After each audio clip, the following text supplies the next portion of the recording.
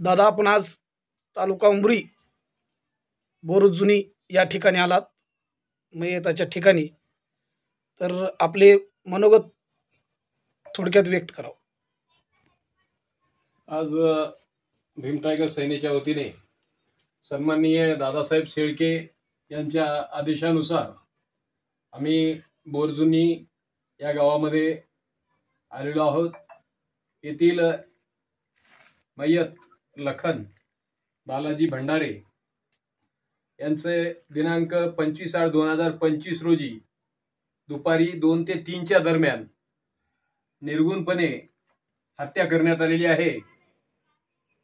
मय्यत लखन हा मातंग समाजाचा तरुण होता आणि तो सामाजिक कार्यामध्ये नेहमी सक्रिय असायचा.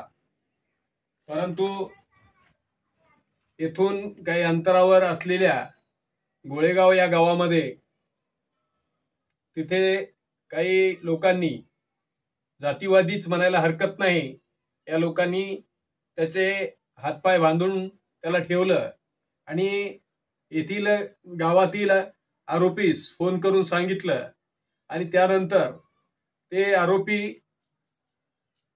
लखन आणि त्याच्यासोबत त्यांची मुलगी यांना रस्त्याने घेऊन येतावेळी लखनचा आणि सोबत त्या मुलीचा पण निर्गुण खून केलेला आहे.